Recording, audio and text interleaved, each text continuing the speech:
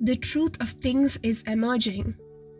We are walking towards the Eucharistic Reign of Jesus, passing through the triumph of the Immaculate Heart of Mary. And that is why we are going through a purification of the world. It involves a purification of human beings and institutions. And for this to be possible, God is lifting the veil so that we can progressively see reality better. We make a transition by adapting to the new things that God shows us.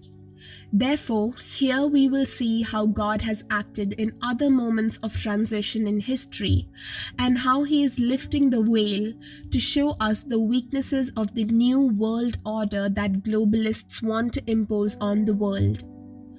We are entering a stage in which God is purifying the world in view of the establishment of the Eucharistic Reign of Jesus, which will come after the triumph of the Immaculate Heart of Mary. The humanity that will enter the new stage will be the one that turns to God and Jesus Christ. And in this end of time, God is trying to wake up people who are under diabolical hypnosis and prepare them to enter this transition of the world. And to do so, He must expose the weaknesses and perversions, the abominations as expressed in Revelations 17 verse 15. He must lift the veil.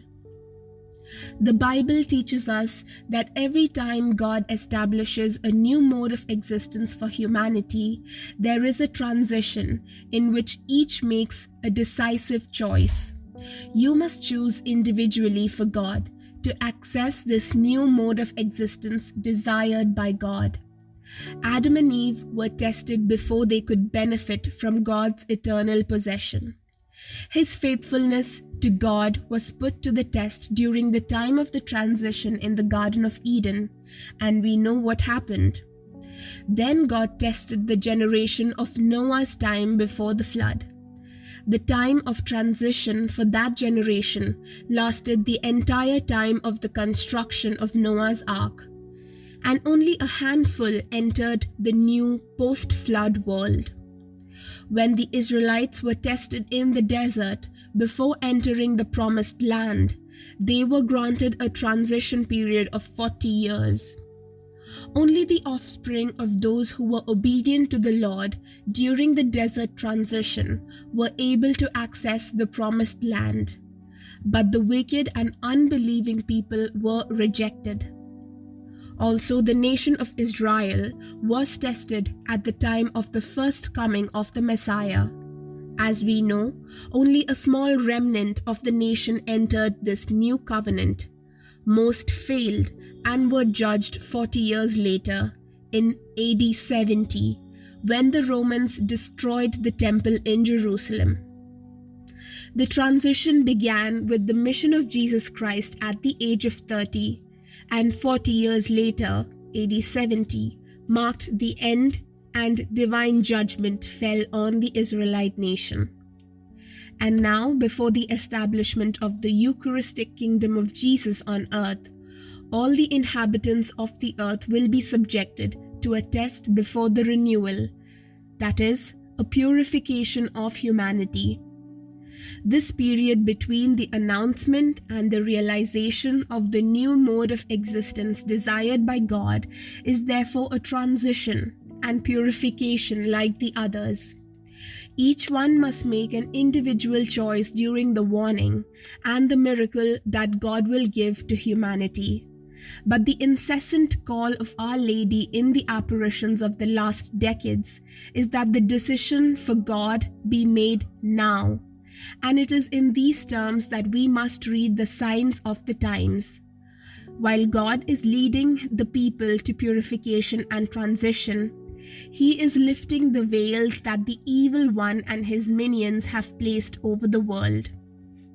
Since the end of World War II, the Western elitists have worked tirelessly to establish liberal democracies around the world for a one-world government, as we have already said. And in the recent case of the resounding US failure in Afghanistan, we can see exactly that lifting of the veil. How can it be that a collection of goat herders and opium traffickers brought down a 20-year job from the most important nation in the world with the most technology in 1 week? Not only that, they also have humiliated the New World Order powers. With the events in Afghanistan, God is telling us that Western dreams of establishing a new world order, like the one the globalists want, is not possible. It is a failure. At best, what they can do is terrorize Western civilian populations into staying home through fear with the invaluable support of the media and big tech. The petty Taliban have shown that the globalists can be defeated, and that is likely to encourage other enemies of the New World Order to stand up.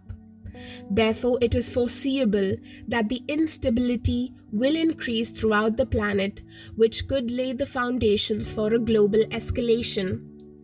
But this failure has also lifted the veil on the maneuvers of the globalists to destroy the social and spiritual fabric of the world's greatest power, the US, rendering it absolutely ineffective in facing large-scale dangers.